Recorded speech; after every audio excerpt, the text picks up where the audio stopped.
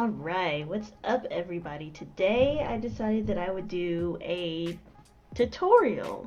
I think this is actually the first tutorial that I put on the channel, or at least the first official one. And I thought that it would be fun if I did a tutorial on how to do like these space backgrounds that I usually do. I'll put some on the screen. Bop, bop, bop, bop, bop, bop. But yeah, so I've done a TikTok tutorial, quote, of how to do a space background, but it wasn't in depth. I think it was like the first TikTok I did. I didn't really know how to do that, and it's going really fast, and it doesn't teach you anything. So this time I thought, well, maybe I should do an actual tutorial, so that way people understand what I'm doing, and not just a bunch of flashing images. So let's go ahead and get right into it, I guess. So the first thing that I usually do like a square, I usually do a square canvas in whatever program I'm using. You don't have to use a square one, I guess it just depends on what type of background you're doing this for. I guess whatever type of framing you want for the composition. But just for this tutorial I'm going to be doing a square one, just so you guys can see more clearly what I'm doing. So first point is that usually whenever I do these, I want to make sure that I'm using cooler colors. So usually I stick with like deeper like blues, purples, even greens, you know. Those usually give me the best results because, you know, again, it is space, so it's going to be darker. I guess you could do lighter tones like pinks and stuff, but I don't know, I think it looks better with darker, cooler colors, you know? So for this one, let's do purple as like the base background color. So we're gonna take the paint bucket and bloop. Make sure you start a new layer. You can name them if you want. I usually don't. Very chaotic when it comes to the naming conventions of my layers. You'd be lucky if I do name them. Usually only name them if I'm doing like a really like intricate illustration. Other than that, I usually don't name them. So anyway, so now that we've got our base color down, what you're want to do is you're going to want to find a brush that has like some sort of texture to it. Clip Studio Paint has like a lot of really interesting, wow, a lot of really interesting brushes because it's more community based. I know Photoshop is more limited unless you like buy other people's brushes or you download them. So that's why I typically like Clip Studio Paint more than Photoshop when it comes to illustration. But yeah, so we're gonna pick a textured brush. I have these cloud brushes, but I'll use like a brush that's on like the vanilla Clip Studio, which is this Running Color Edge watercolor brush. And usually with this, what I like to do is I like to go over to the next, usually I use like a blue, right? So I get the blue, make sure the brush is nice and big, and I just start like going around the edges. Let me make it a little bit smaller so I don't mess something up. Yeah, start going around the edges, just kind of like creating a vignette around in the corners. Kind of like blend it out a bit.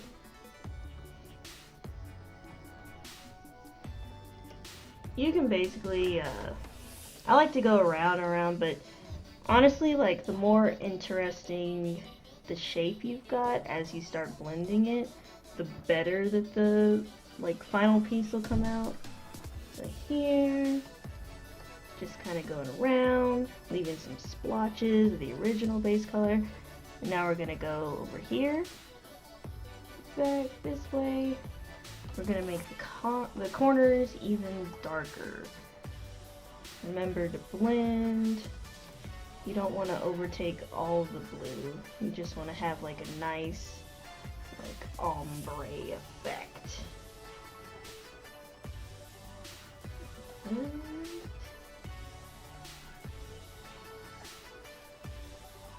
Okay, I think that's pretty good for a starting place. So next, usually what I do is make sure you start another layer. And so now what we're going to do is we're going to take the same brush and actually, you know what? Let's do a different brush. So instead of that brush, usually what I do is I use this cloud.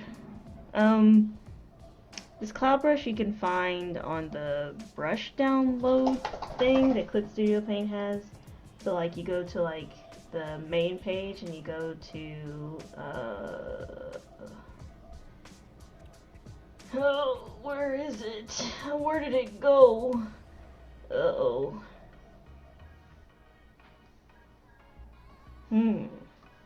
Oh, here it is. Clip Studio Assets. I can't read. Alright, let's just go back to this. So anyway, so yeah, make sure you start a new thing. And instead of using that cloud brush, which you can find in the asset store, I'm just going to use the same brush that we've been using. So now you kind of want to choose a lighter color. Make sure the brush is nice and big. You're just going to start. You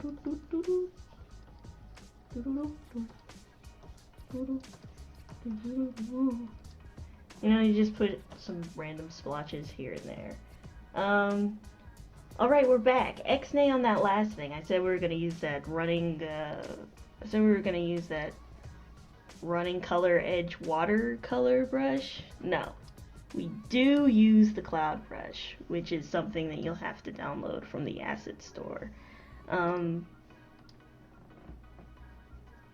You just type in cloud and I'm sure you'll find it. It's like a whole pack of cloud brushes. But anyway, we're gonna pick the fluffiest cloud brush.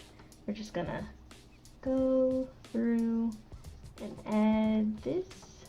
And as you can see, like a really cool thing happens whenever you use these cloud brushes is whenever you go over it, it creates like, I don't know if you can see it, but it creates like an outline of the last pattern that you put down. So it kind of creates like it just creates like a really cool effect that makes it look a lot better like once everything is done. So now that we've got like this lighter color, and the point of doing the lighter color is for the highlights, right? So you want to, whenever you do like a really nice space background, you want to have like those highlights that are in there, you know, whenever you see like a galaxy or like a star nursery, it's always really bright and vibrant and eye-catching. And that's probably my favorite part about making these backgrounds. So now that we've put our highlights down, we're going to go back to the colors that we were using before, and we're going to start like blending it out. So you can see that I'm doing. So I've got the purple that we use as like the base color. And I'm just going to go around, put it, kind of create like pattern with it. There we go. You're going to want to like try and blend the clouds with the vignette that we made earlier. So go ahead and grab that darker blue color that we used to fade out the purple of our background. Now I've got like sort of a crescent shape with the highlights. I'm gonna just add a bit right here as well.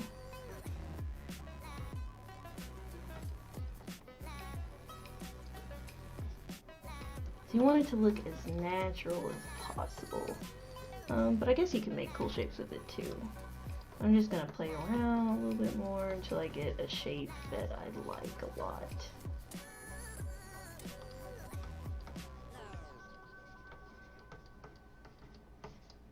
I think that shape's pretty good. It looks kind of like a monkey. We turn it like this. Or like a squirrel with a broken tail. Like, if I just take this, it's like, Hello. This is a squirrel. See its little ears, and then like its like broken tail. I don't know if they got bones in their tail. Ta-da! It's a squirrel. I watched a lot of squirrel videos today. Maybe it's just subconscious. But anyway, what am I talking about? Yeah. So now that we've got the shape of the highlights that we like, now, let me just, it looks so much like a squirrel to me. I need to fix that. It's just, okay, there we go. That's better. So now that we've got a shape that we like, we can go in with adding more detail. Usually at this point, I'm gonna start like adding in the stars. Usually I use like, I like using this tone scraping spray from the airbrush tab. And usually for the stars, I like using a bunch of like yellows and... Did you have to sigh that loud, Memphis? My dog just like sighed for no reason. It's rude. So anyway, so I like using a bunch of like yellows, reds, pinks, and whites for the stars. Whoa, that's a lot. There we go. So I'm just gonna add the stars. You know they're stars, so they can literally just be anywhere. They can be any size you want, any amount you want. There's never too much stars, unless there are too many. Then, you know, maybe erase some of them. But anyway, yeah, this part is just gonna be me putting the stars down, so I'll probably speed it up for a bit.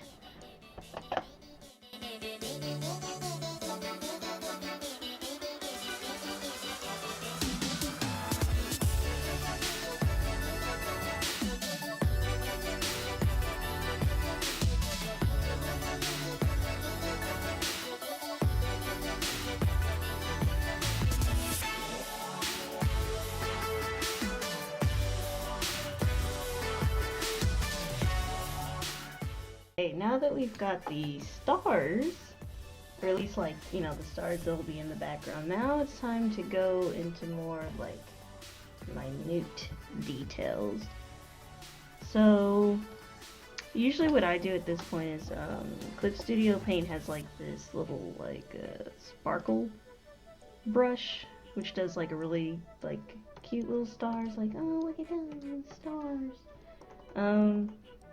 But a really cool thing about these is that if you set the layer onto Glow Dodge and you do like a really saturated, like, I don't know, like a red color, it has like a really cool like shiny effect. Here, let me try and get...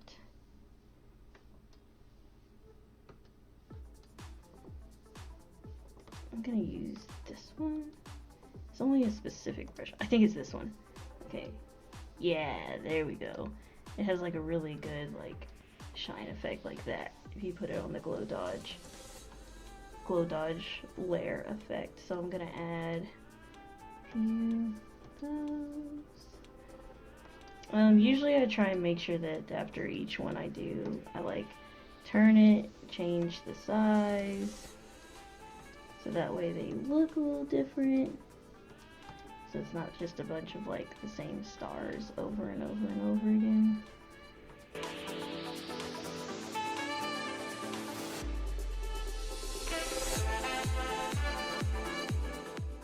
Yeah, I think that's enough. Okay, so now that we got the stars and stuff down, now it's time to add another effect layer. You're going to want to put this on the Glow Dodge effect as well. What we're going to do is we're going to go in, we're going to eyedrop that color, we're going to go back to the cloud brush. And as you can see, I'm going to start adding more highlights in just like this. I'm going to start going through, but only specifically on like the highlighted part that we made. So like the little pattern with the lighter color, you're gonna go in, you're gonna add the same color over it on a glow dodge layer, just like this. And on some spots, go on it a little bit more, so that way it's like almost white, so it gives it like a really nice luminous effect. Yes, just like that. You can even like make it go out a little bit. Look at that blue. It's really vibrant. I like how this is coming out. Just kind of spread it a bit. Nice, nice, nice. Okay, now that we've got all the highlights and stuff down, we're actually going to go and add another layer between this layer and the highlight layer. We're going to make a layer between these two, and we're actually going to go back. No, actually, sorry. You're going to go back on the glow dodge layer for the highlights that we just did, and you're going to add more of the purples and stuff, just so we can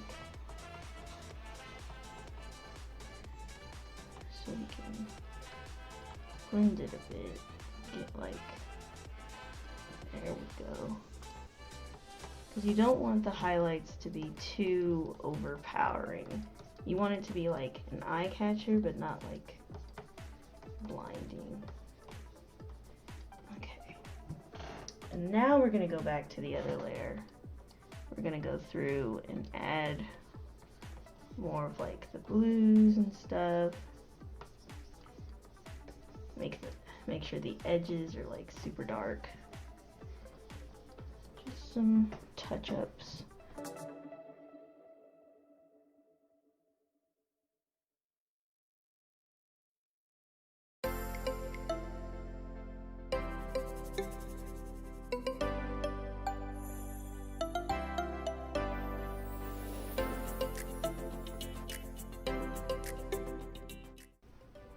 I'm gonna go back in here, add some of this purple with the cloud brush on the glow dodge layer for the highlights of the clouds, little space clouds.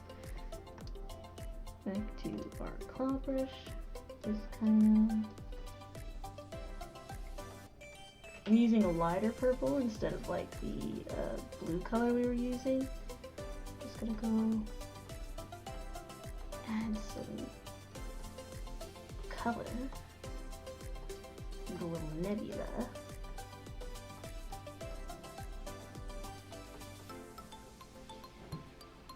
You know what I think will make it pop a lot? Set some green up in there. Let's get crazy. Oh yeah, that looks dope.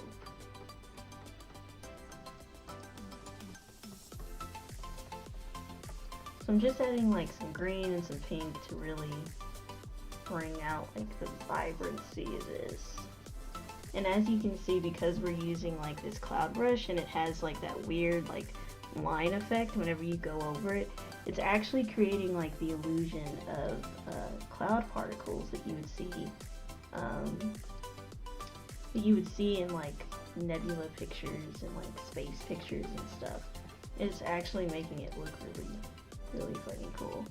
Let me add a bit of yellow, not too much.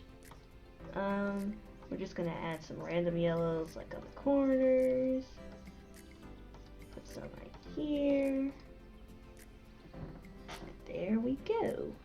We got a cool little like rainbow nebula going on with the stars and everything. Let me see.